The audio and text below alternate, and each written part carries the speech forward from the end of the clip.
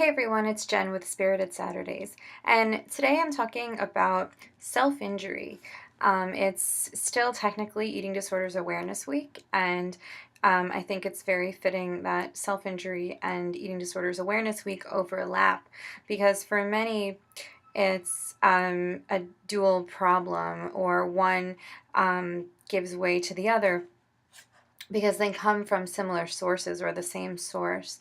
I know for me, self injury isn't something I talk about that much because it's something that's in my very distant past at this point, and um, eating disorders is kind of more in my recent memory, and it's more of where my advocacy is focused. But to be completely honest about it, I mean, self-injury had a lot to do with the development of my eating disorder, so it would be doing a disservice to myself and to others to not talk about. My eating disorder was in part perpetuated by my giving up self-injury and needing something else to fill that void because I hadn't resolved all the core issues. And so, not that I have resolved all the core issues today, but I think a large part of this for me and a large part of staying recovered for me and not going back to self-injury or any other means of sabotage is to accept that even though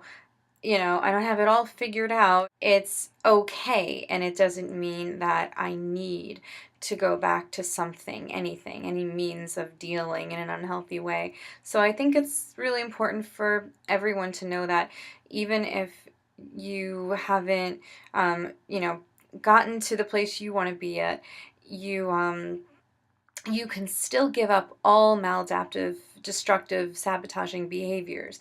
You don't need to substitute one for another. I struggled with self-injury from the time I was 14 to the time I was 20, and I went into a day treatment program to really learn how to stop using that behavior. So I learned a lot in that program, and what it eventually allowed me to do was apply those same tools to recovering from the eating disorder.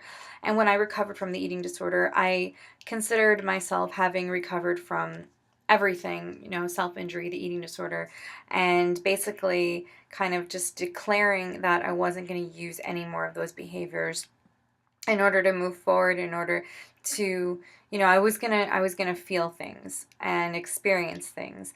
And that's what recovering is. It's a means of just living life, of feeling life, of experiencing life, and not feeling like there's a cap on how much you can experience without resorting to something falsely safe. And that could take the form of self-injury, of an eating disorder, of many, many things. So keep that in mind, is when you're recovering from something, you don't need, the goal is not to have a perfect life.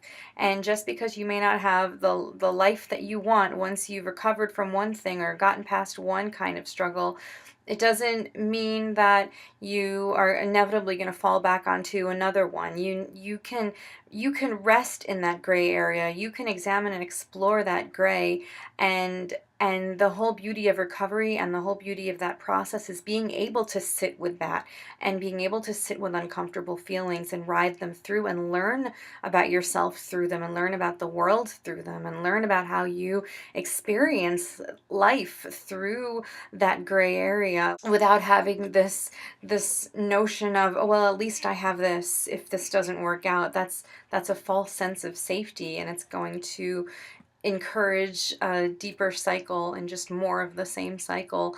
So really, if you're struggling with self-injury, dialectical behavioral therapy helps, writing helps, art helps, music helps, and distraction helps. And, a lot of the times if you just take a few moments to distract yourself, you'll find that the urge will subside. And of course, it's not just about subsiding the urges as they come, but really tackling the bigger picture.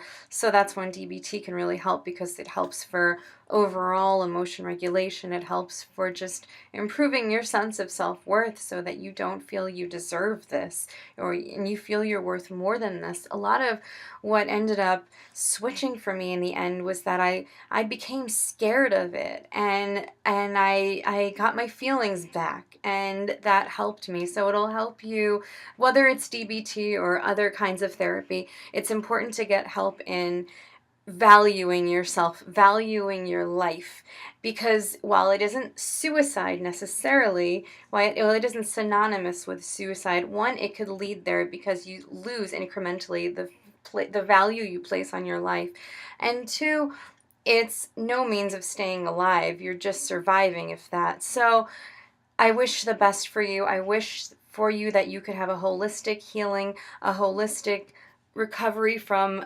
the issues that are really causing these things in the first place. And I have so much hope for you, no matter what it is you're dealing with. And take care, and contact me if you need any additional words on this. Okay, take care. Bye.